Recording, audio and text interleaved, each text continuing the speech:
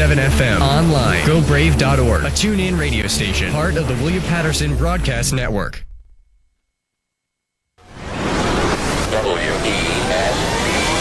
Broadcasting live from Hobart Hall in Wayne, New Jersey. This is The Innovative. I think they're really unique. The Fearless. They have awesome variety. The Kick-Ass. I love Brave New Radio. The Sensational. I've never heard anything like it. This is the one and only Brave New Radio.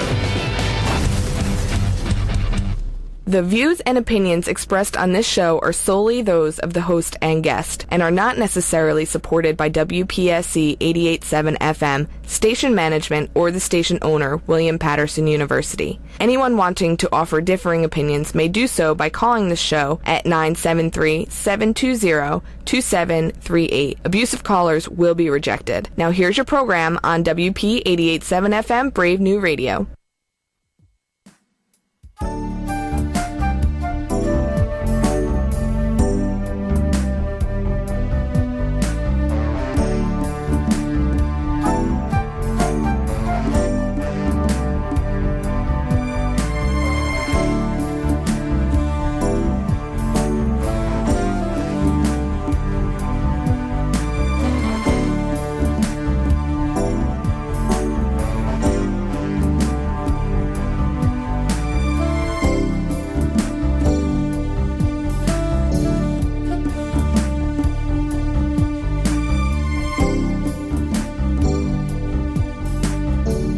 Well, good morning, good morning. Good morning to you. And yes, I start off each show each Saturday morning with, yes, it is Saturday again because the weeks go by so quickly. I tell you all the time, I'm only on the air once a week, but it seems like I'm on there all 7 days. That's just how quick the time has flown. And yes, we are together again here on the Reading Circle with your host, Marc Medley. And do we have a show on tap for you this morning? Any of you who follow any of my social media sites, you know I've been promoting the daylights out of this show. Not that I don't promote the other shows, but this one I promoted in particular only because of who my guest is. And she is already called in. She's on the line waiting for us to do our usual ritual and routine. I'm going to go ahead and get all that stuff out of the way and get her introduced and get her on the air so we can get going, because I've actually reintroduced today, because I know today is April 15th, so for most of us around the country it's tax day, but for today on this show it is Thelma Day. And if anybody who doesn't know who Thelma is, you obviously probably were not born in the 60s or 70s. You might be one of the 4 or 5 year olds, and even they probably know who she is based on the reruns that come on the various cable channels. So I'll tell you what, I'm going to go ahead and share with you the weather. I'm going to read from my 2 books that I always do. Get Thelma introduced. Get her, as the kids say, government name. Give you that. But you know her stage name. And then we're going to talk about a serious topic. We're going to have some fun, but we're also going to talk about a very serious topic as well, which is what her latest or her most recent publication is all about. So let somebody know that the Reading Circle is indeed on the air. You know the drill. Get on all of your social media sites and tell them to tune in wherever they are in the world on gobrave.org. And if they're in the New York, New Jersey area, it is on FM radio WP 88.7 FM. In the Wayne, New Jersey area, the weather right now, it was a little bit chilly when I came out of the house this morning, but right now we're at 40.6 degrees. And we're going to work our way up to a high of 63. So clouds and some sun this morning with more clouds this afternoon. Tonight, cloudy skies. This evening will become partly cloudy after midnight. A stray shower or thunderstorm is possible. On tomorrow, Easter Sunday, sunny along with a few clouds. A stray shower or thunderstorm is possible. We're going to have a high of 83, low of 59, partly cloudy tomorrow night. And then on Monday, intervals of clouds and sunshine, high near 70, 44 as a low, some clouds on Monday night. Tuesday, intervals of clouds and sunshine, high around 60, low of 44. And then Wednesday, cloudy in the morning, then off and on rain showers during the afternoon hours, high of 54, low of 52, showers in the evening. I'm going to go ahead and read from our 2 books. This morning, I went back to one of the books that I've read. I switched back out for the moment, at least. And that is What Can Happen When We Pray. For today, April the 15th, Walk in Love. Holy One, make your love real in me. Transform the way I treat others. Let your love unite where there is division, mend where there are fractures, and bring peace where there is strife. Grant me your power to love both my adversaries and my friends. Let someone see the light of your love in me and come to you in Christ's name. Amen. When Christ's commandments to us are described, they always come back to one issue: love. Love should move us to strive for justice for those who have been victimized, recompense for those who have been wronged, and harmony for those who are in conflict. It should circumscribe the way we treat each other. It should govern our behavior at all times. But love is more than just a matter of behavior. Love is a matter of character, defining who we are. The more we have submitted to Christ's will for our lives, the more this love expresses itself in us. Can people see Christ in you by the way you love those who interact with every day? Today, make it your goal to walk in love. Who knows? Someone might find Christ because of God's love reflected through you. That's from the book, What Can Happen When We Pray. From Iyanla Vanzant's book, Until Today, for April the 15th, Thelma Day. I am willing to acknowledge in some areas of my life I have been less than honest. Some people tell big lies. Some people tell little lies. Nice people tell little white lies. Mean people tell vicious lies. Some people lie for the fun of it. Some people lie to prove a point. Some people tell so many lies that they no longer remember the truth. Some people lie to themselves. Some people lie to other people. People think that some lies are fine to tell and others are not. A lie is a lie, no matter who is telling it or why it is told. At times, we lie to protect ourselves, or we may lie to cover something up. Many people lie to keep from hurting someone's feelings. Others lie knowing it will hurt someone's feelings. A lie is a sign of fear. It is also a means of control. When you withhold or distort the truth, you have an impact on how someone can or will behave. If you have ever told a lie, you know how it can haunt you. You live in a constant fear that someone may find out. If and when that happens, chances are you will lie again. How do you lie to yourself? Where are the lies in your life? What are you afraid of? Who are you trying to control? Do you tell lies to make others think you are better off than you are? Do you lie to protect yourself because you think you have no choice? Or do you lie in the midst of a temper tantrum just to prove a point? Lying does not have to be active. There are passive lies too. A lie is a lie.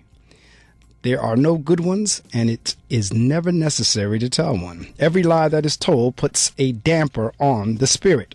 Until today, you may have thought that you could get away with telling little lies, or you may not have acknowledged the little lies you tell yourself. Just for today, make a commitment to yourself to tell the truth, the whole truth, and nothing but the truth to yourself, about yourself, and to others. Also, take a look at some of the little lies you have told and ask yourself what you were trying to accomplish. There may be some valuable information buried beneath a lie. Today I'm devoted to taking an honest look at myself and my excuses for not always being honest. That's from Iyanla Vanzant's book, Until Today, Daily Devotions for Spiritual Growth and Peace of Mind. All right, my guest this morning, actually, she really doesn't need any introduction, but I'm going to read her mini bio. Anyhow, BernNadette Stanis is best known as Thelma from Good Times. All the way back, for those that were just born, all the way back in 1974. And see, I was a child in 1974. But there's much more to her than that. In the 1970s, she was the personification of black beauty. I can concur. As sophisticated and graceful as she was, she still became TV's first black sex symbol, or, quote, it girl, unquote. Thelma, BernNadette, and the Evans family also proved many stereotypes wrong about the ghetto and the young black girls, such as all black girls and black families in the ghetto had no hopes, dreams, or class.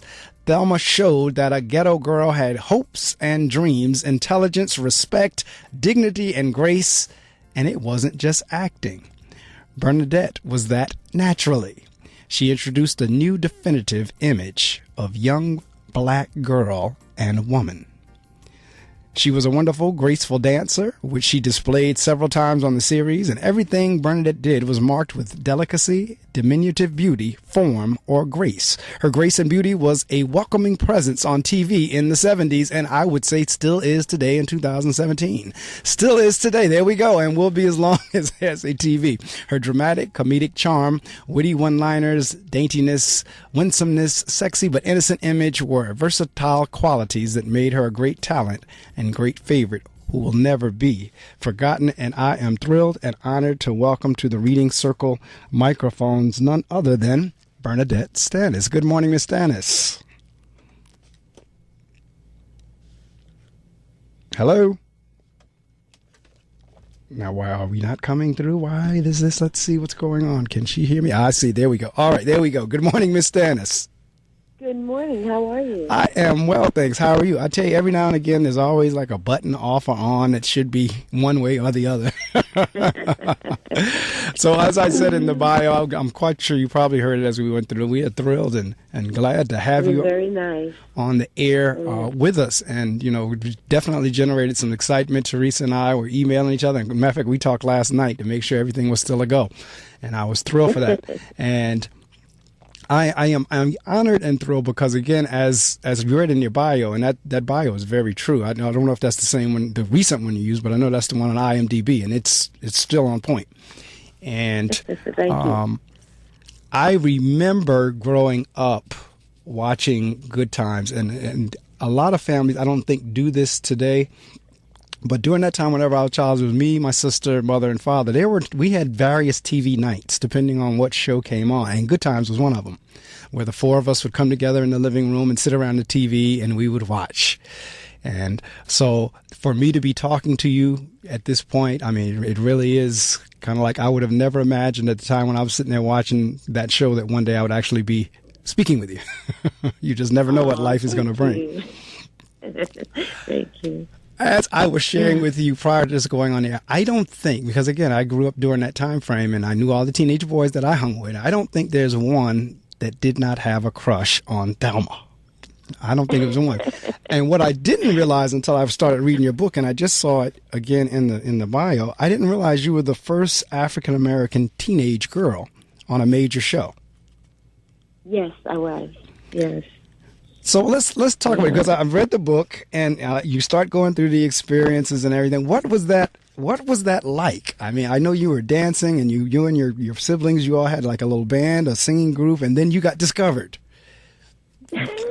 What was that like? I mean, you're coming out of New York, a young lady out of New York, and all of a sudden now you're being cast onto a TV series. That was totally unreal. It was like surrealistic. I was in a beauty pageant, and a manager came over to my mom and said that they were looking for a girl for a television series that was coming out, and they gave him a card and said that we'd like to see her, and she should come up to CBS and read with Norman Lear and Jimmy Walker, because he was already cast for the part. So that's how it happened. We went up there to CBS, and I thought I didn't know anything about how auditions really went or anything. That was my first one. So when we opened the door, we were surprised because there were thousands. No, there were literally about 100 girls in there, and I was like, "Aww." So I can remember what my daddy always said to me. He said, "What's for you is for you, and no one can take it from you. So if it's for you, you're going to get it anyway." So I kept thinking that in my head, so it didn't bother me when I went in for the audition, and I saw Norman Lear there and Jimmy Walker, and I just did my thing, you know. And I heard back from them about a month later that they wanted me to go to California to audition with 3 other girls. So it was 4 of us. Finally, it was 4 of us. And I auditioned for 2 weeks. And then they sent me back home. And I stayed home for like 2 months. And after a month, in auditions, you think, okay, that's it. I didn't get that, And I continued on. And lo and behold, one afternoon, I came in the house and my mother was sitting there with this strange look on her face. And she didn't even have to say anything. I just knew she was going to tell me something about the show because, I don't know, I could tell. And she was sitting there, and I looked at her and went, what? And she said, well, you got it. You got the part of Thelma. And I went, really? I got it? And it was like, it changed my whole life. It changed our lives.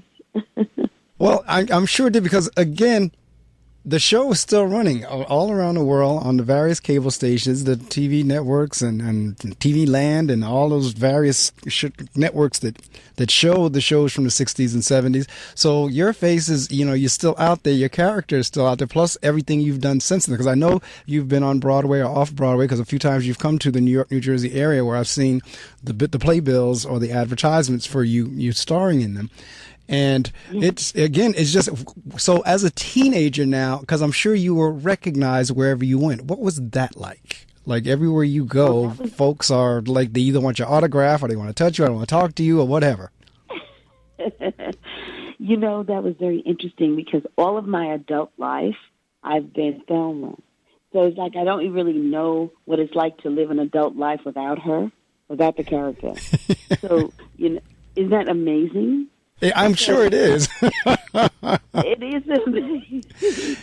So I have learned, from very early to, understand that. And I always wear glasses. I always wear, my hair differently. I wear hats and things like that. So a lot of times I get by without people really recognizing me. So I can live a normal life because I know how to disguise myself very well. Well, again, even when I shared with the folks that I'd be talking to you, now we would not be in the booth together. We'd not be seeing each other, but you wouldn't imagine how many people got excited at just the fact that I'd be talking to you on the air.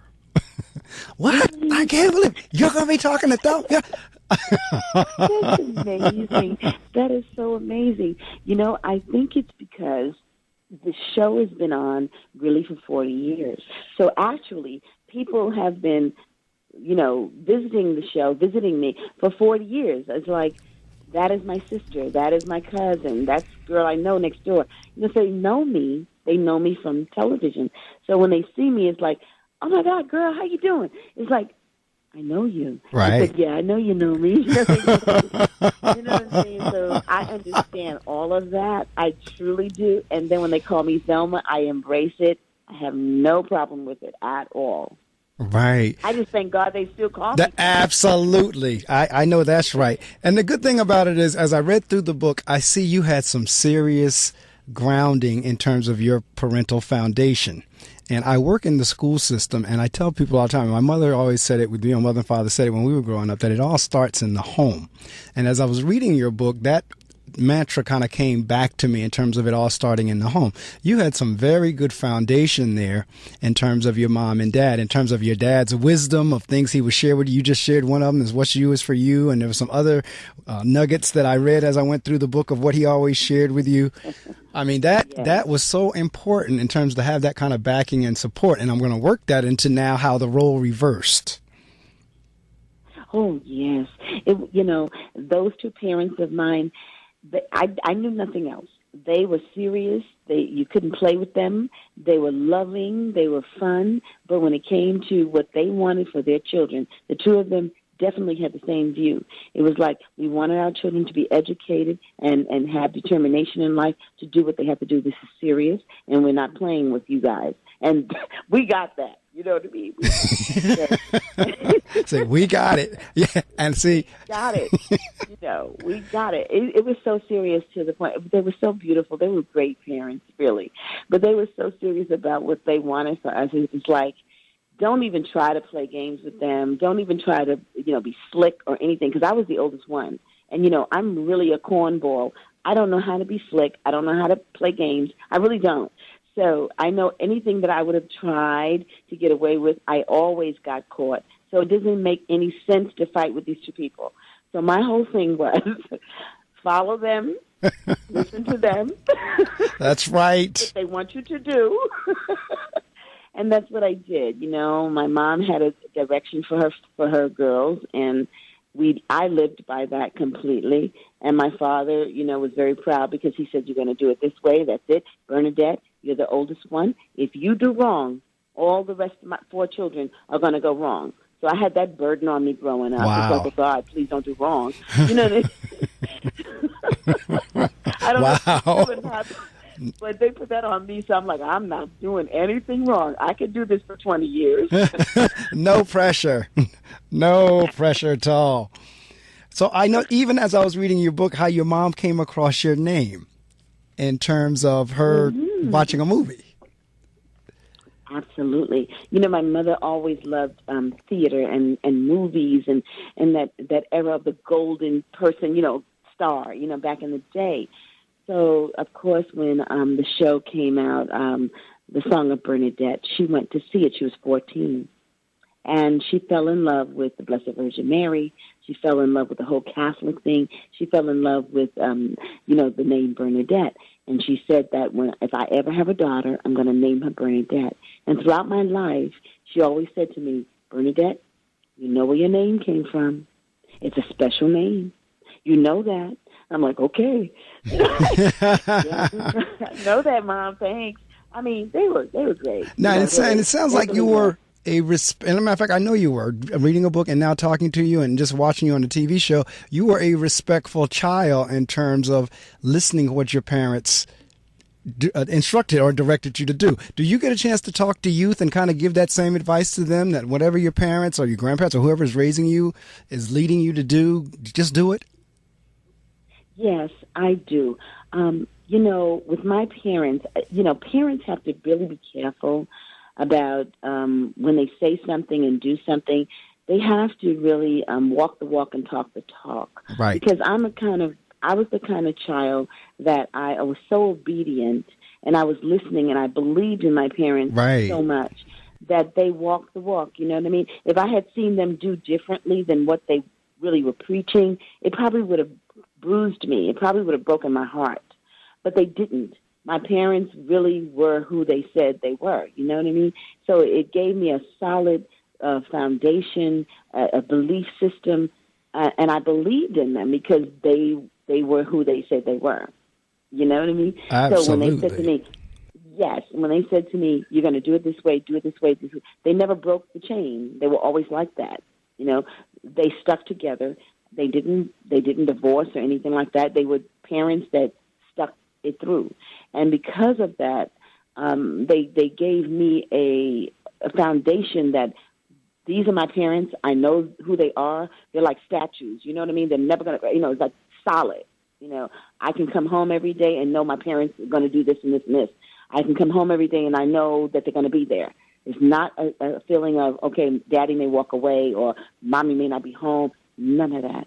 So I think because of that, as parents, they gave us such a foundation of solidarity that we were able to be who we need to be without any feeling of, oh, my God, this is not real, or life is going to change, or what am I going to do tomorrow?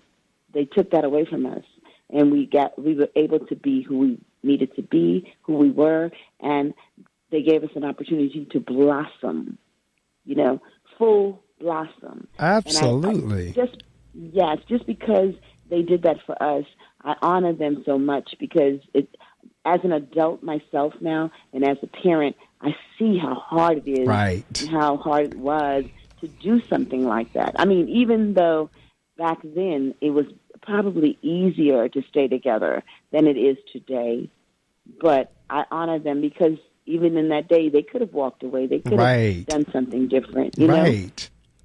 No, I'm reading your book, and as you wrote, there's a section in that brought back memories for me when you was talking about your mom and the pageant, when she went to Hal Jackson. And I can remember as a kid, because I'm a musician as well, is accompanying many kids in my area for the Hal Jackson's talented team.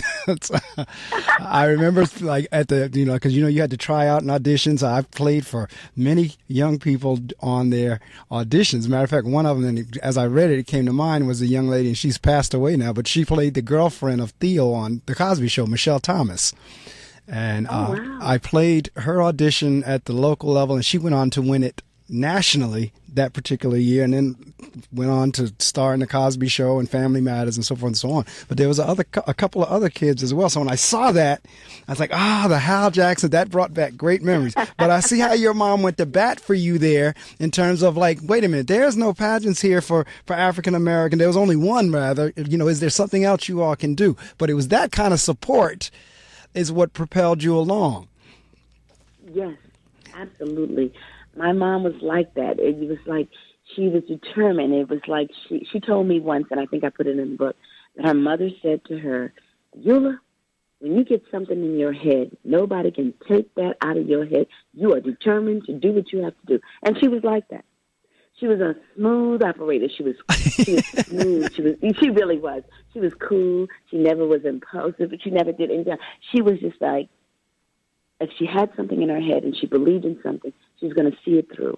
And she believed in me. She said, BernNadette, they should have a teenage pageant. Young girls need to be able to have a pageant. Right. You shouldn't wait until you're 18 to do it. You could be 13 and have it 13 to 18. So I said, yeah, Mama, that's right. I really wish I had a pageant like that. So that's when she went up to Hal Jackson and she voiced her opinion about it. And do you know he took that and he ran with it. The next year he had that pageant. Right. He had that pageant. It goes to show in life, if there is no door for you to walk through, right, it's okay if you create the door. Absolutely. You're absolutely right. And that's why I said when I read that section, I said, that's how that pageant got started. Because I said over the years, especially during my teen years in my teen years, early 20s, I would get kids to come on, would you come? And I think the big song at that time was something from The Wiz, Soon As I Get Home, and all those different songs. Those were the big songs during that time. Stephanie Mills. Yeah, Stephanie Mills. All the kids would audition off of Stephanie.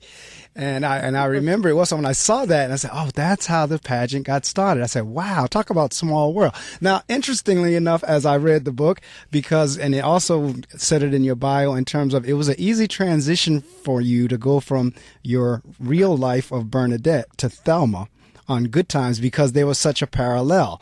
And it was striking for me to learn that originally they were going to cast the show without the father. They were going to do the single mother thing. And Esther Rolle stood up and said, absolutely not. You will not, because I grew up in a home with a mother and father, and every black family is not a single mother family. Let's talk a little bit about how your family and the Evans family paralleled each other. It's amazing. It's amazing. That's why I loved Esther Rolle so much. She really, really was so much like my father's family. My father's family came from from Grenada, Carriacou, and they had that. It's amazing because the West Indian backbone, the Caribbean backbone, right? Really, Esther had that. She's Jamaican and. My family. So I had that. In other words, it was like they were determined people. They were outspoken. They knew their rights. They were not afraid of anything. Right. You know what I mean? I do. So I grew up like that. So when I met Esther, she was like that. So it was like, she was like, so I just stuck to her like glue because I understood that. I appreciated her. She was not going to settle for anything. Rights were rights, and she had them. And she made sure that every one of us in the cast had that right. She went to battle. She fought for us. I just love her so much, because she stood up. She was the first one, she was a pioneer. And she said I remember I'm mentioning to her that I needed more lines, because I was like, Mom, it's getting boring. I'm bored. I used to call her Mom. Uh-huh. And she says, well, let me handle it, And I, of course, being young and not knowing the game of being in Hollywood, I, of course, let Esther handle everything. And she did. And she said to them one reading, she said, I want to ask a question. They said, yes. What is it? She said, I want to know. Why doesn't my daughter have a lot of lines? Why is she, in and out and you hide her? She said, are you ashamed of her? They said, oh, no, Esther, we're not ashamed of her. She said, well, wait a minute. Now, she would always go the extra yard. Wait a minute. She said, well, is she retarded? I'm like, oh, no, Mom. You just stepped over that. Don't say that. And I was looking at them, please say no. So they said, of course not, Esther. Of course she's not retarded. What are you talking about? She said, okay, well, my son, JJ, he has a lot to say. My son, Michael, has a lot to say. Now I want my daughter to have a voice. That's right. America.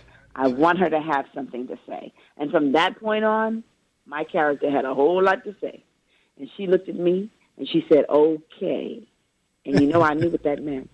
She was not playing with BernNadette. In other words, I demanded that you get all these lines together. Now you better come here every day and know your lines. That's right. Well, I tell you, I laughed whenever you shared the story about her picking you up. And you said 8:30, and you got out there like at 8:35, 8:40, and she was gone. I said, oh my! It was only 3 minutes. No, it was 8:33. It was only 3 minutes. That's right, 8:33. That's right. He was not playing with BernNadette. Do you understand? She said to me, "Okay, every day I was getting later and later and later. She would pick me up. You had to be to work at 9 o'clock. So she right. said, picking you up at 8:30, and she was there on time every day. Every time. And I was like." First, it started with 2 minutes late. Then it went to 3. Then it went to 5. Then it went to 7. Then it went to 10. Then it went to almost 15. She said, "That's it."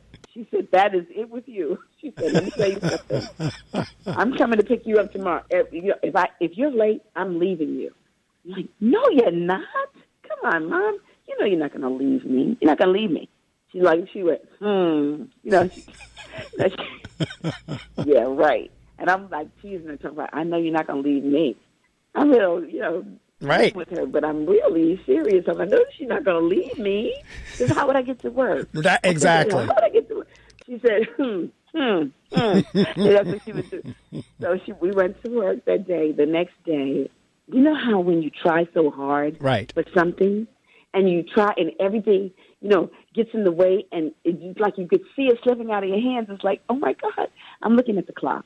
Right. Like 8:29, 28. I'm like, oh my God, I got 3 more. And I knew I was going to be late that next day. I knew it. And I'm running and I'm going crazy because I'm like, I know she might leave me. She really might leave me. Let me tell you something. I broke my neck to get downstairs, and I was just 3 minutes late. I went downstairs and I'm looking around, I'm like, oh God, maybe she didn't come yet. It's only 3 minutes late. Maybe she didn't come yet. I'm hoping for the best. She didn't come yet. It turned out to be 10 minutes later, and I noticed it. I said, Esther left me. She left me. I stayed out there for half an hour. She left me. I couldn't believe it. I was like going nuts. I'm like, oh my God, she really left me. She left me. And this is before cell phones, so it's not like you could just pick up the phone. Right? This is you couldn't. Yeah, and see, I am convinced if more of us would do that, more people would actually wind up being on time eventually. She taught me a lesson that was invaluable. Yes, she taught me, I love you, darling. I love you dearly. But I'm not taking that bull crap. Right. You are professional now. That's right. And if you don't know how to be on time professionally, then I'm not going to be late because of you. That's right. And I don't blame her. I don't blame her at all. I was mad. When I got to work, it was like 11:30. Because you cannot catch a cab in California. That's right. Back then, you couldn't. I almost begged the cab, please come by at least 11:30. And I hate to laugh, but when I read that, I laughed just like I'm laughing with you now. That cracked me up. I said, "Oh, she left her.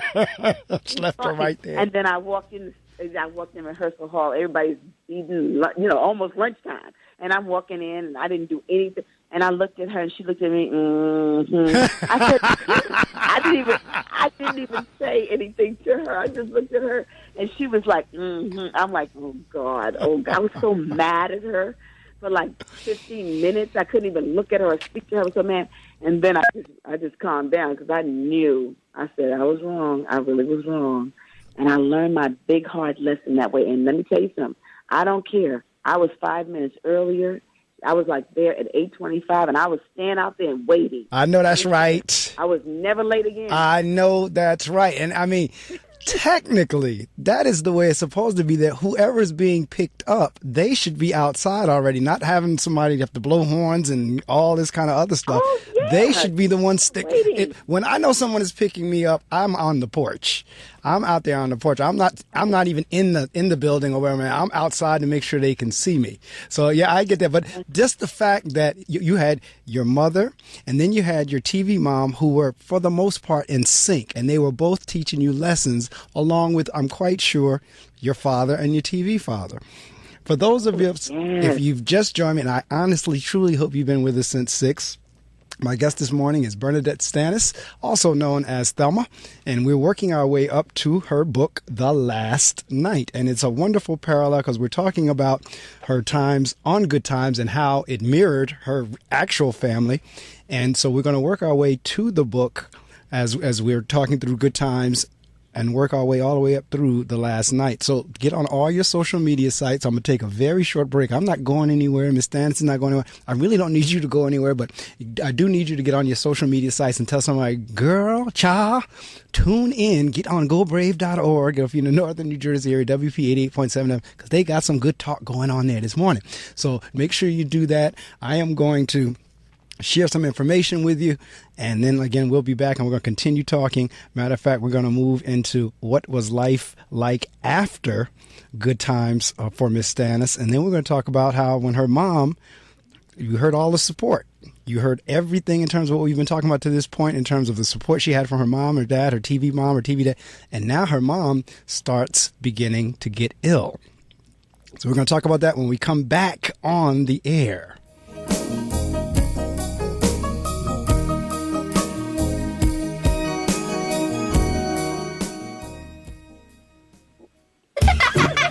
Hey everyone, let's all stop what we're doing and take a moment.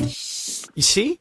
Every moment can be kind of special. But they can be loud moments, goofy moments, dorky moments, it doesn't matter. Because every time dads like us take a moment like that to spend with our kids, well, it's pretty momentous. So let's take a moment to make a moment. Call 877-4DAD-411 or visit fatherhood.gov. Brought to you by the U.S. Department of Health and Human Services and the Ad Council. The Spin Cycle. Putting a new spin on your average Sunday afternoon. Join me, Bridget, every Sunday from 1 to 3 on The Spin Cycle. No politics. Not letting our companies bring their money. No laundry. Just music. What you want to hear, when you want to hear it. From the Ramones to Louis Armstrong to Blink 182. Let me call you when I'm sober. And more. I've got you covered. All on CD and vinyl. Every Sunday from 1 to 3.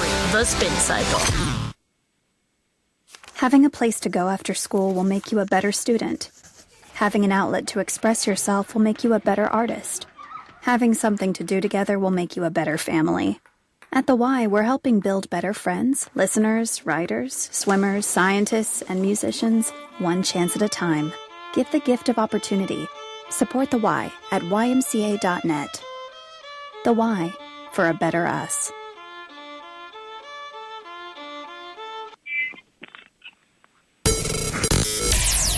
Don't miss 1 second of Brave-a-thon. Tune in to Brave New Radio at gobrave.org or with the TuneIn app.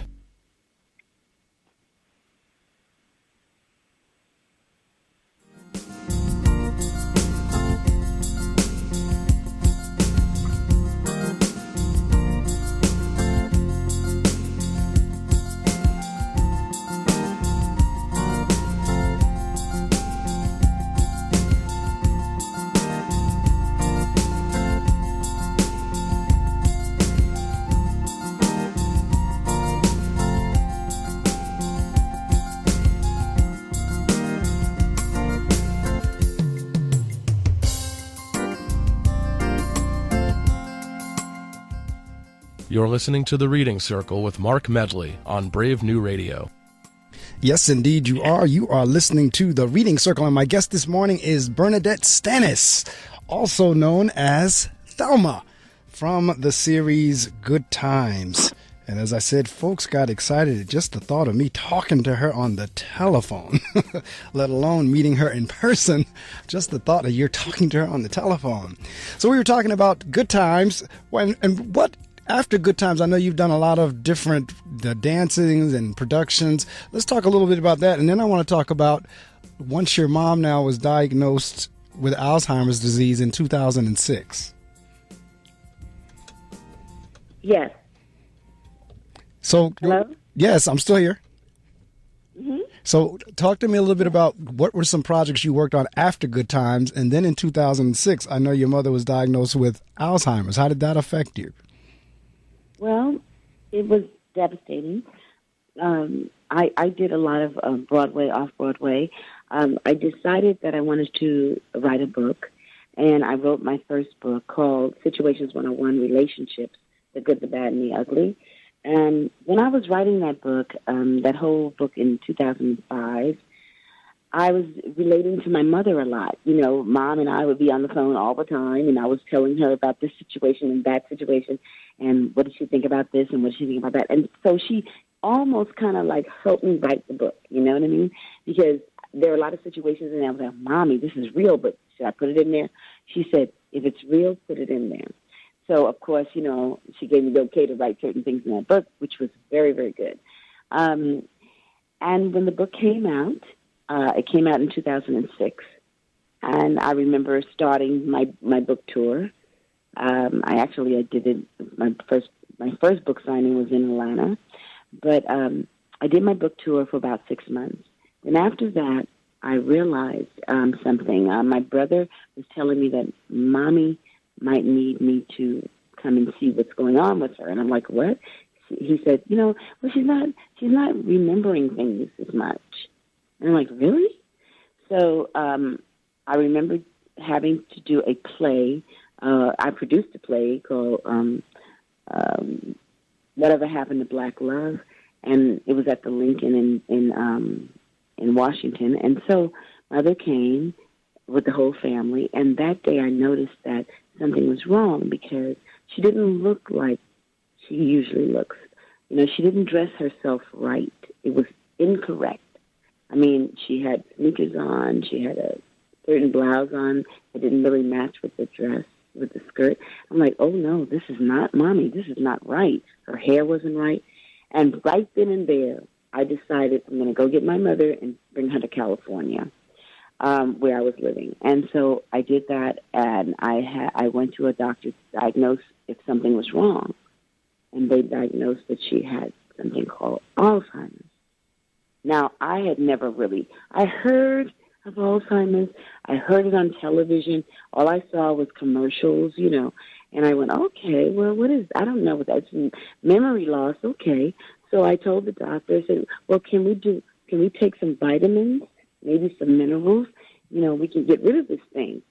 I mean, that was my mindset. And my mother didn't understand it either. And I said, Mommy, don't worry about this. We're going to get rid of this thing. We came through a lot of things in life. This is just one of them. And so I was determined to find a cure. The doctor looked at me like, oh, my God. He put his head down. And I thought it was I thought that was very rude of him, because I'm thinking, why are you looking at me like, like this is crazy?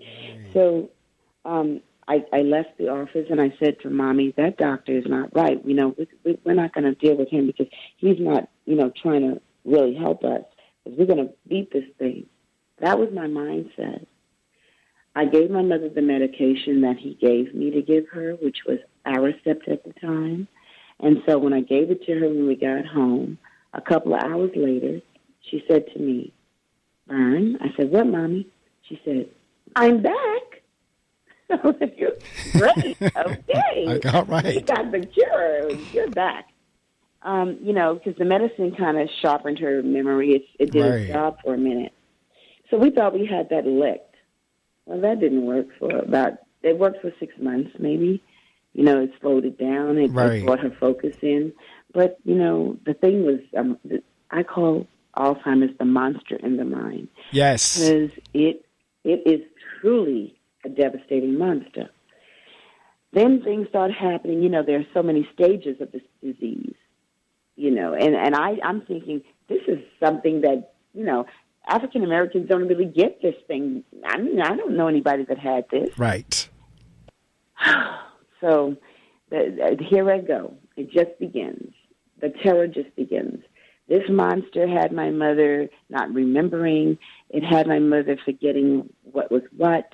I'm looking at my beautiful mommy, get thinner and thinner because for some reason she got very thin with this disease. And I'm like, okay, this is not going to work. More vitamins, more Ensure, anything. And, I just was in denial of the fact that this is a fatal disease and that even African Americans get it.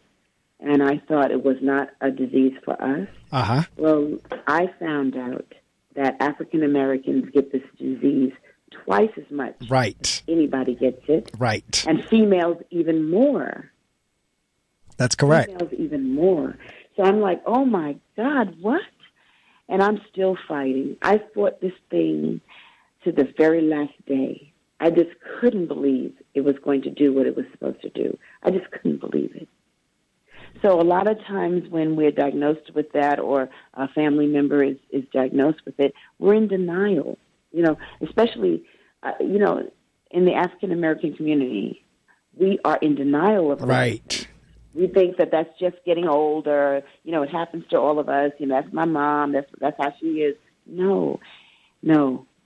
Being older does not mean forgetting completely or going through. It doesn't mean that.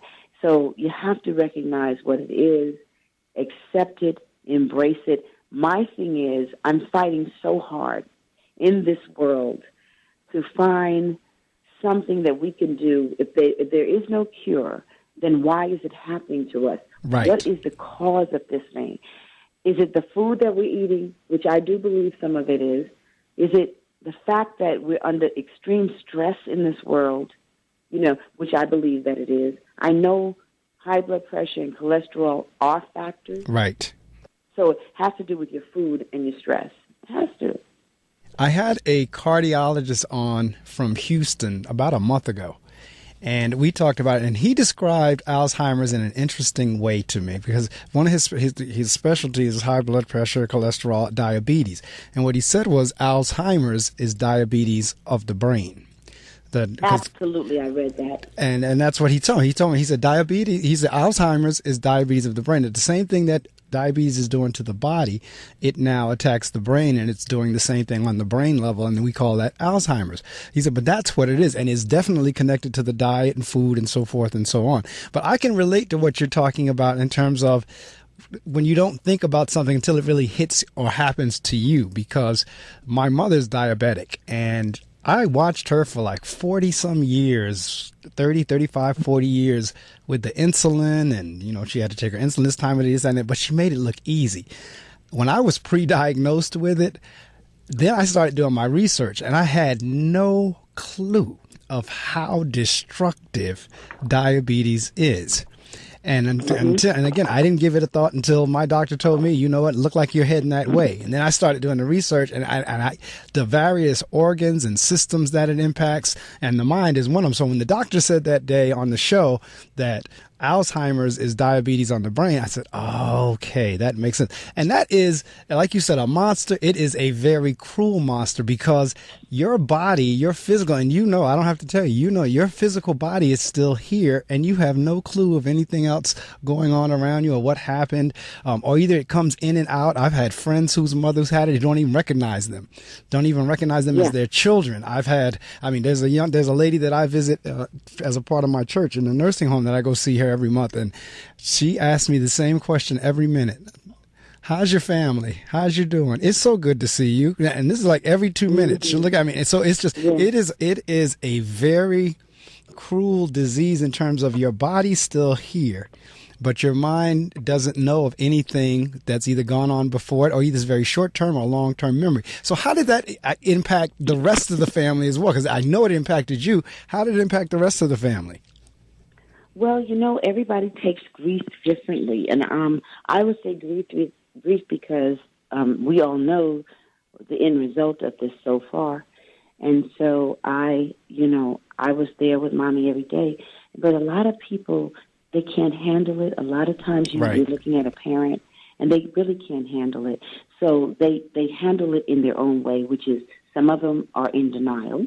Some of them they turn their backs because they hurt so much that they know the end result. Right. So they prepare themselves and think that the person is done already. You know what I mean? The person is gone already. So they're protecting themselves, so they don't even come around or they don't call or things like that.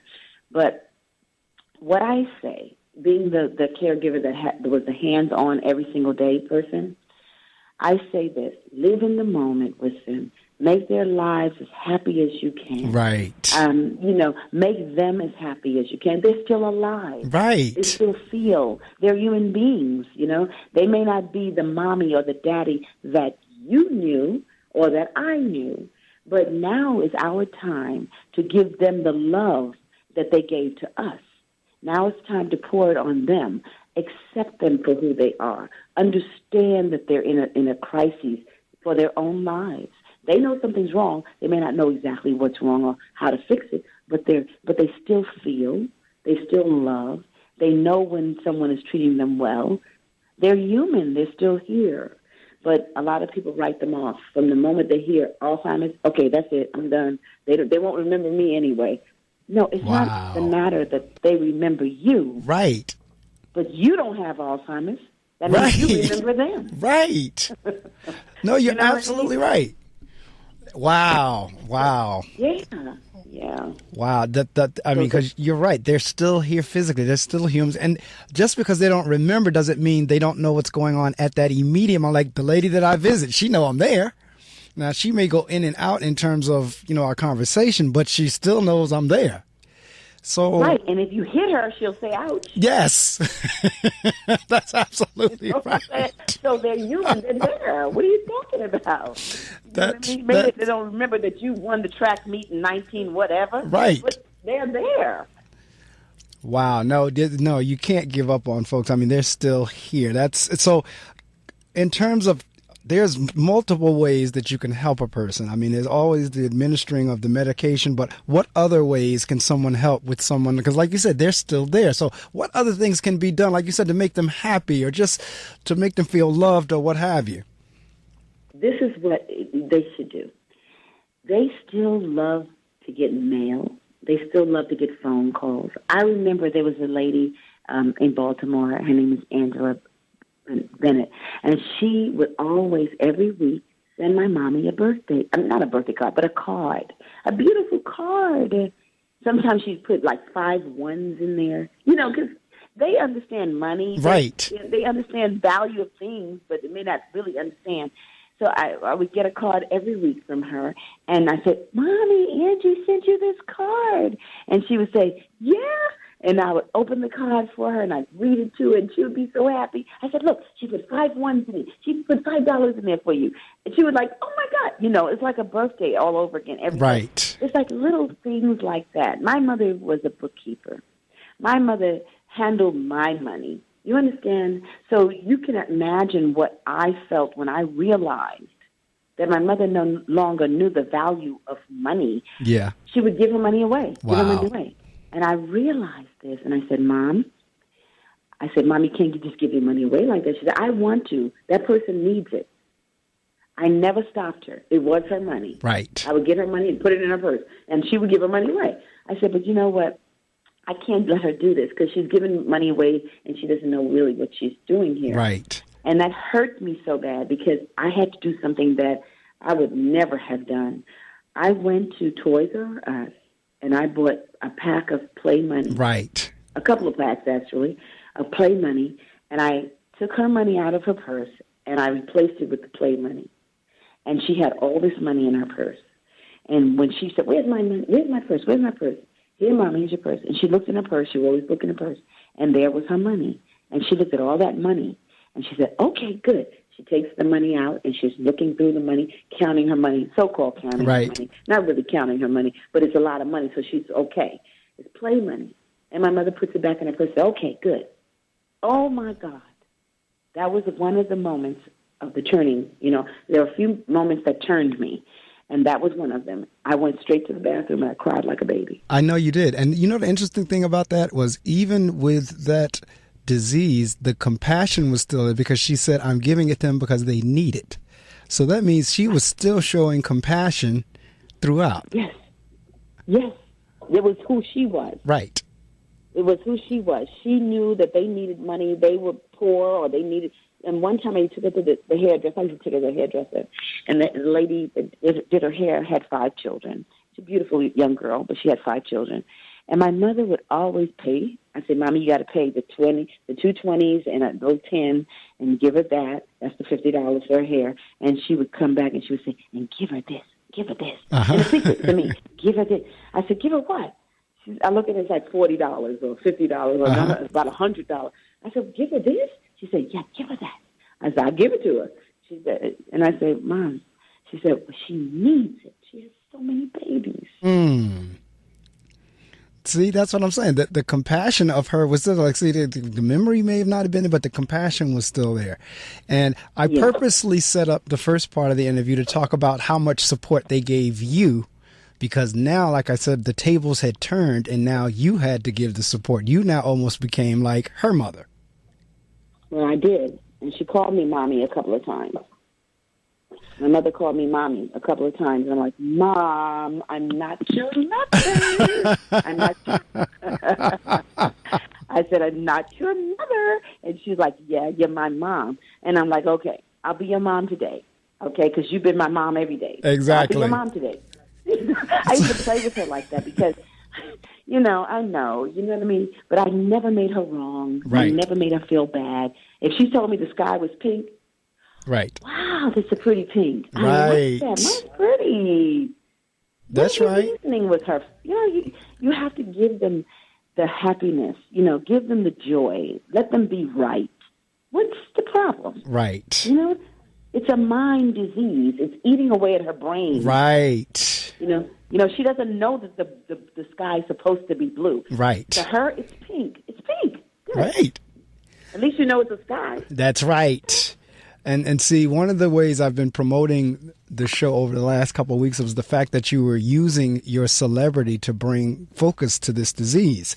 And I know you've set up a foundation for Alzheimer's. So let's talk a little bit about that. And that's one of the beautiful things about celebrity is that you can bring the spotlight on a cause. So tell us a little bit about your foundation. Well, my foundation is called Remembering the Good Times and Alzheimer's Foundation.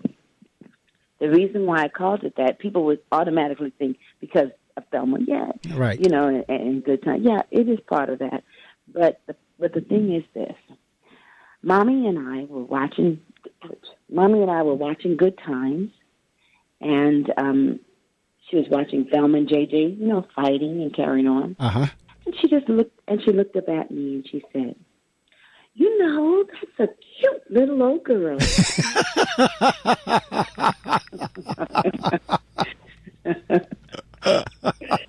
Wow. I'm like, "Oh my God. Oh my God." I said, "Yes, Mommy, she is cute." But it was like a knife in my heart that twisted. Right. Because I realized she didn't know who it was. My mother no longer knew. Right. She no longer knew. She didn't associate it.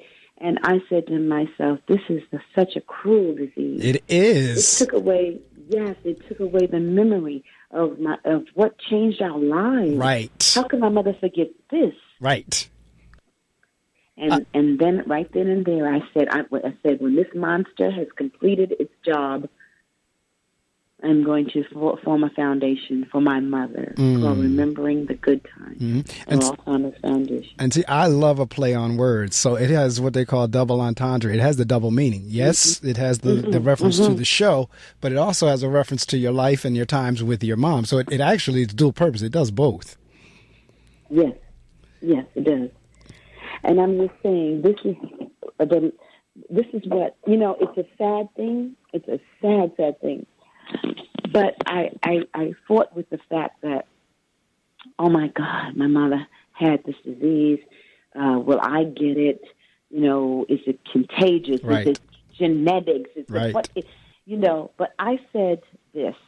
The moment, that's why I call the book The Last Night. The moment that last night came in my whole existence, I said, oh, my God, I've learned so much in this one night. Right. I know so much in this one night. I said, I am honored to wear the badge for my mommy, to fight against this disease, or to let the world know who this woman really was and who my parents were. Right. And they fought the battle of life, and the end was like this. Okay, if the end was like this, we know something's going to happen to all of us. And this was her way to go, I said, okay. And I embraced it. And I said, Mommy, I'm going to write this book for you, the book that we decided we were going to write before the Alzheimer's started accelerating itself and moved all in, and I couldn't write a sentence. I promised my mommy, said, we're going to write a book together, and I couldn't write a word, Right. Pain in my heart, the devastation of what was going on. I was mourning my mother's death long before she died. Right. So when it happened, I said, Mom, I'm going to do it for you. I'm going to write this book for you. I'm going to let the world know who you were as a beautiful woman and a beautiful mother and my beautiful father, what happened to him. I'm not ashamed. I'm not embarrassed. This is life, and it happened. And I'm going to express this to the world. And we're going to fight. We're going to fight this Alzheimer's. That's right. And that's what I promised her, and that's what I'm doing. Well, I applaud you, and at the same time, I mean, it is. There's just certain diseases that you just wonder: are they ever going to find a cure? But we got to keep the pressure on so that they don't let off. A colleague of mine, her mom had it as well, and just passed away maybe 2 months ago now, 2 or 3 months ago now. So when I showed her your book, she immediately teared up. I told her, I said, she's going to be on the air with me Saturday morning. I said, this is the book. And we were sitting next to each other in a meeting, and I showed it to her, and she immediately teared up, took out a camera and took a photo of the book cover. I guess she's going to go buy the book, but she took a photo of it in her phone and everything. But it is something, like I said, it's anytime you have anybody that you can see that was vivacious and full of life, when you have to sit there and watch them for the most part wither away, it has got to be tough. And I know for me, people think I'm weird because I always tell them, I said, I could work in a funeral home, but I could never work in a hospital. And I tell people because I hate to see people suffer. Okay. I hate suffering, long-term suffering, to be around, to see it, just knowing the person that there's nothing you can do about it. So to have to watch a parent suffer like that, because my father. But you know what I've learned? Mm-hmm. You know what I've learned? Mm-hmm. I've learned this. In this disease, my mother didn't suffer. She didn't suffer because Mommy didn't really recognize it. See, the person that That's has a good the point. Alzheimer's, they don't really know how bad it is because I never let her know that something was really wrong. I got her up in the morning, dressed her up, we ate our oatmeal. Hey, everything was great. Okay? That's right. That's what I decided to do with her. I never let her know that she was dying. I never let her know that anything was wrong. We just got up every day. I said, Mom, what are we going to do today? We're going to do this. We're going to do that. Oh, my God. Well, let's watch Maury Povich. She liked that. Let's watch him. Let's do our thing. Right. That's how I handled it. Although I was tearing and I was going in the bathroom crying. But I came back out. I felt like it was a honor to uplift her every day. That God gave me that strength and that ability to do that. So she never really suffered. She was happy all the time. Right. She had a red lipstick all the time. And I guess what I'm saying from red lipstick. And what I was referring to is more from like your end of watching it than her end. I mean, there are some that do so, like those with cancers and those with other diseases that really are destructive to the body. But from But even from the standpoint of you and the rest of the family having to watch it, knowing what Mom was like, I mean, even with our aging, it's like, wow, I remember when my mom was in her 20s and now she's almost 80. And so it's just like, it's like, wow, even that process is. Yes, but you have to accept that. That's correct. And as it goes on, you have to treat people accordingly. Even some people are very healthy, but they're getting old. Right. And their children can't even accept them getting old. Right. So they start treating them funny because they're old. Right. That's absolutely. And see, another reason I applaud you, and I mean, again, biblically, it says, honor thy father and thy mother. It is wonderful that you honored your mother and father as a child all the way out, because there are a lot of children who do not honor their parents. They do the exact opposite. So the fact that you honored your parents, and that's why you've been so successful. I'm a firm believer in that. Thank you. You've been, and you will continue to be successful, because it says, honor thy father, thy mother, and your days will be long on the land, however it's worded. But yes. You did that as a child, and you listened, you took their wisdom, you took your father's wisdom, you took your mother's drive, you took all of that, and we see where you wound up in terms of the show. And then you wound up on the show with people of the same ilk, for lack of a better word, same vision. And then now when your mom became ill, now you came back around full circle, and now you became the caregiver. I mean, it really is a wonderful story. And what was it like for you? Because many of the guests, this is my 16th year on the air. And I've covered, I mean, you name it, I've pretty much covered in terms of genres. And just about every author, especially whenever they're dealing with topics like this, or either something that happened to them that is autobiographical, or if they've been through something heinous, such as a rape or a molestation, or something like that, when they share with me what it was like for them writing the book, in many instances, they'll say it's cathartic. Like it really did for them bring it home. In other words, either it was a great release, or, I got a chance to cry while I was. What was it like emotionally for you as you're now writing this?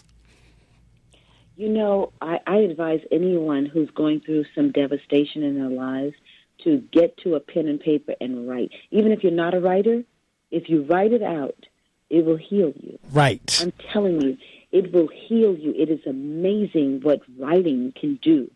As far as healing you, oh my gosh, let's put it this way. It was like going to a psychologist. Right. Writing and they're explaining it to you. You can write things out, and then it's like God inside of you will talk to you and help you and heal you.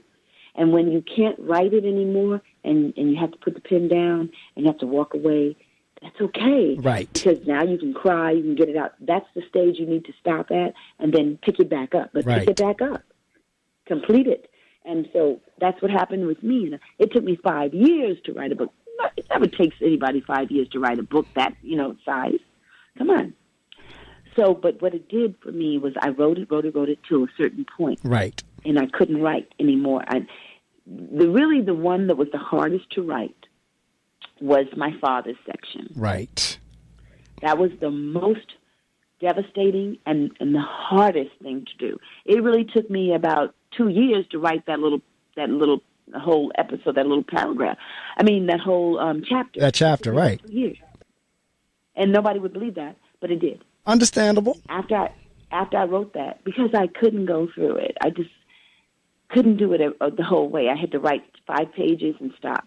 I come back a couple of months later and write another page. Come back a couple of months later and write another page. And that's exactly how it went down. And I didn't beat myself up about it. I fought through the process. Right. When I finished that whole chapter, I wrote the last night first. I wrote the last night of my mother's life first. Wow. And then I went back and did all the other stuff. And then the last chapter that I really wrote, was my daddy's chapter. You see. So we have to, as writers, I mean, if you just write, you will heal. Right. Something so magical about it.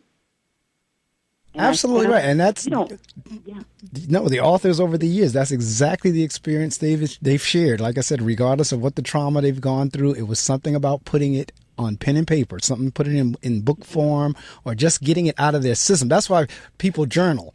There's a time, every now and again I still do it, but I have like over 20 some journals stashed away. Because there was a time where I was just getting everything out. It works, honey. It does. Works. I don't know what it is about it, but it really, really works. It's like getting it out of you. Right. Getting it out of your mind. And you know what? It gives you a chance. It gives you a chance to work it out. Right. It gives you a chance to work it out of your brain. And I would advise everyone who's going through anything, you don't have to be a writer. Right. You just have to be a person that wants to get it out of your head. That's right. And write that thing down. And sometimes with me, certain chapters I wrote 3 times. Mm-hmm. The first time I wrote it angrily. I was angry about certain things. I wrote it and I was an angry person.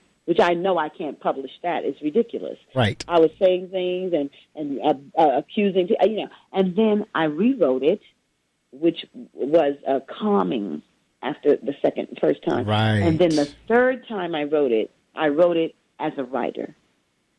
That's right.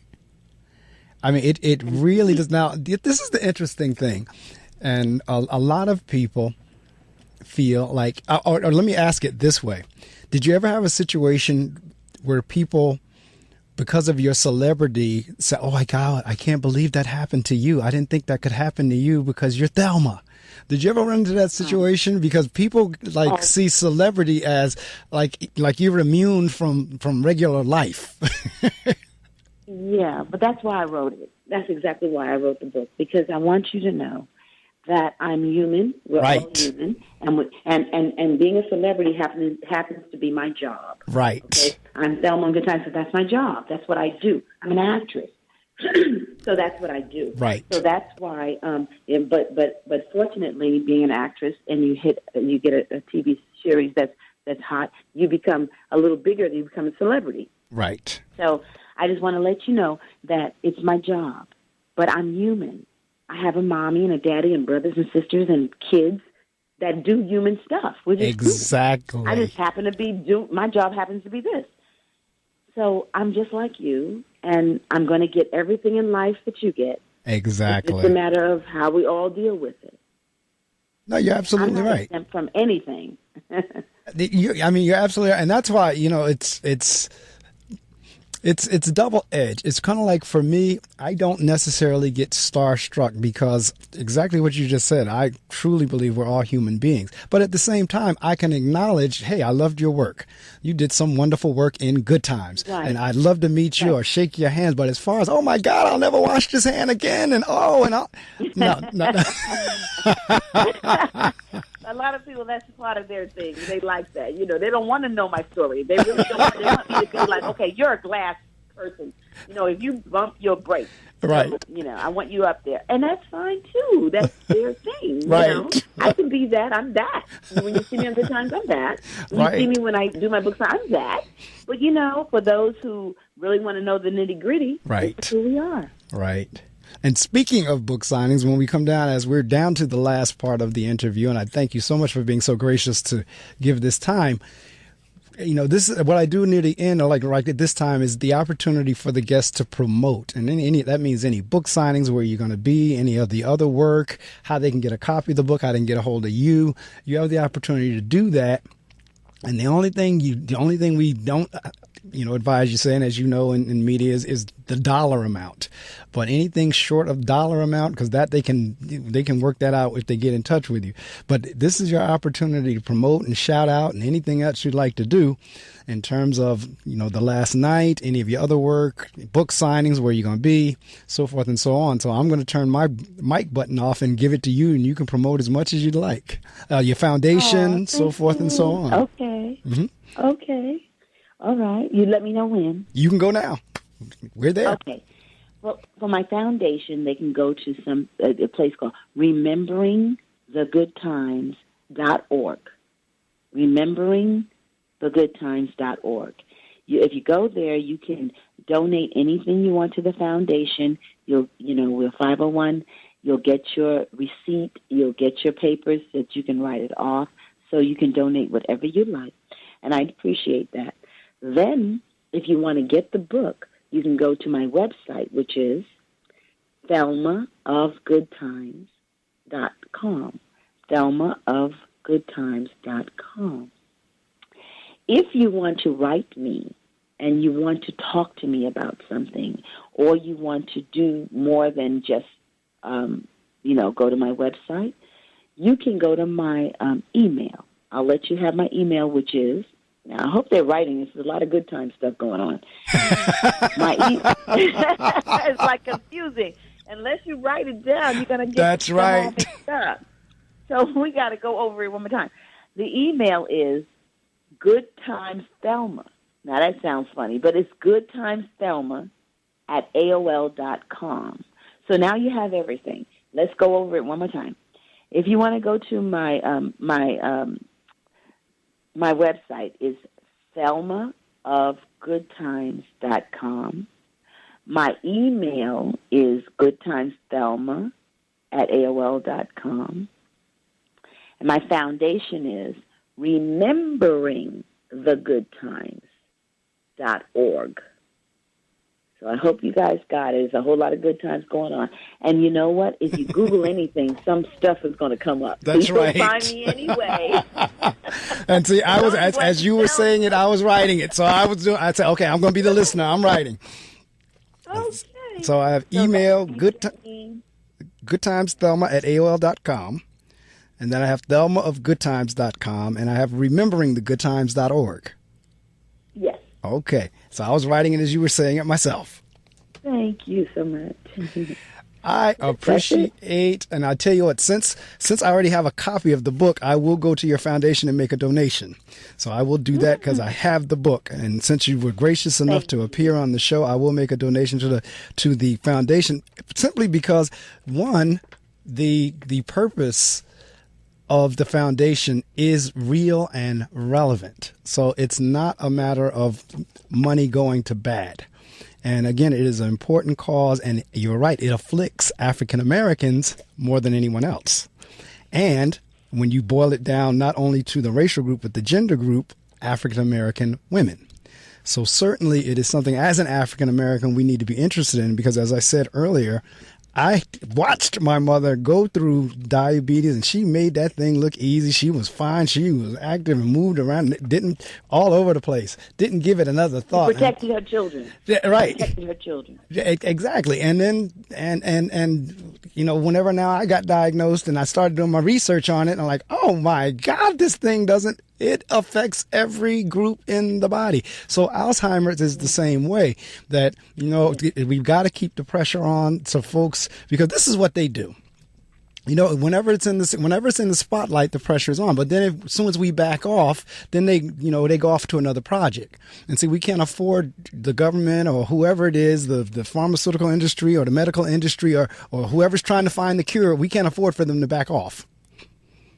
No, because you know what? People are getting Alzheimer's earlier now. Yes. They're getting it in their 40s and in their 50s and sometimes in their 30s. Yes. So we can't play games with this thing. It is growing. It's like litmus paper. You know how you just light up and keep going up? Right. And it's getting higher and higher, you know? So we got to attack it. It's like when cancer was years ago. Right. You know, now this thing is new. Wow. Well, again, I wish you nothing but Godspeed, nothing but the best on all of your projects the last night. And like I said, I know you're going to be successful because you honored your mother and your father. Just as they supported you, you've honored them. You can't help but be successful. You've been successful. You will continue to be successful. You are successful. And a major cause of that is the fact that you honored your mother and your father. And if you can get that message out to more kids, that will be a blessing as well. But I'm going to call Teresa or email her and let her know, because she said, I'm in California this weekend. She said, I don't know if I'm going to be live. I said, it's recorded. I'll send you the link. Oh, that's so nice. Thank you so much. A couple of things. I will be in touch with her as well as with you. I know you said your family was musical, and I had 2 CD releases, and I think I have a copy of my CD somewhere around, so I'm going to actually send you a physical copy of one of my CDs, and I'll make a wonderful, because I read in the book that you are me. I said, I'll tell you what, whenever I talk to her, I'll let her know I'm going to send her a copy of my CD. They're musical. So you appreciate that. So that'll be a gift from me, as well as I'll make a donation to the foundation, and I'll be in touch with Teresa. But I do thank you, and the good thing about it is now, if you're not an early morning person, you can go back to bed and catch a nap on the rest of the Saturday. Because the show is early. I loved it. It was a beautiful interview, and I want to thank you so much for listening to my story and getting it out there for me. Well, thank you. And what happens is I record it and I turn it. There's a couple of things. One, I keep it as an MP3 link, which I'll email to you as well as I put it on my YouTube channel. So folks who did not rise early with us, they get a chance to go back and hear it in the archives. And for like you and Teresa, I will actually... and of course, I post it on all my social media sites. So in the next, probably by the end of the day or tomorrow, it'll be e-blasted on all my social media sites. So those who didn't hear it live can hear the archive. And I'll send you the link and Teresa the link, or either Teresa to her and she can get it to you, however. But either way, and you can do what you want with it. Post it wherever you'd like. Absolutely. And you know that when this Alzheimer's month, Uh-huh. I think is October, play it again. Okay, we'll do it. Matter of fact, if you want to come back again, I mean, I always tell my guests as long as I'm on the air, there's always an open invitation for all of my guests. So if we want to do that for October, we can do that as well. Oh, absolutely. Because that was the month that my mama passed, October 6th. So, yeah, so we're going to do it again in October. All right, let's set a date for October again, and because that way we can tie it to the month, and that'll make it that much more impactful. Absolutely. Okay? Absolutely. Uh-huh. All right, Thelma, BernNadette, Miss Stanis, however you'd like to go out, have a wonderful day and weekend and Easter and everything else. Oh, wonderful. Happy Easter, everyone. That's right. Okay. All right, Thank take care. It was a joy talking with you. Thank you so much. All right, take care now. Okay, bye-bye. Bye-bye.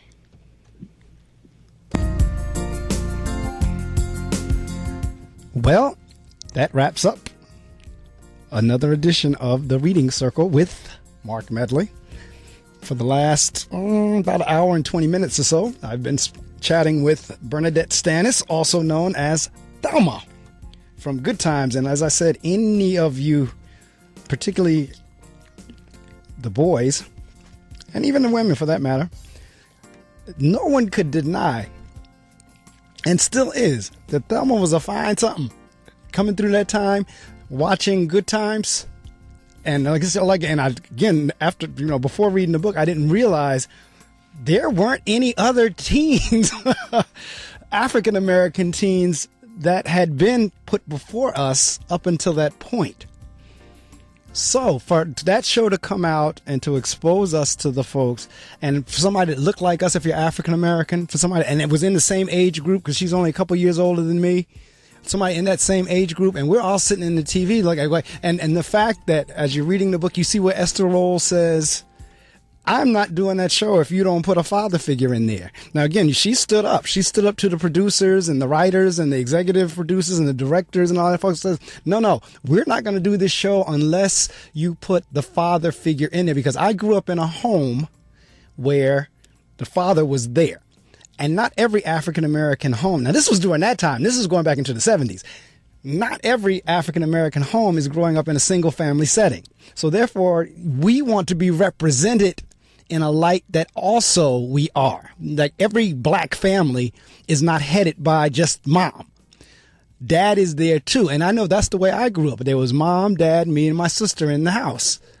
It was the same way. And as you heard BernNadette say, her parents stuck it out. They didn't get divorced. They made it through, so forth and so on. It was the same with my parents. My parents were together until my father died suddenly in 1985. So I know exactly of what Esther was talking about in terms of reflecting on television a different scenario than the stereotype that was about to be perpetuated. So kudos to her.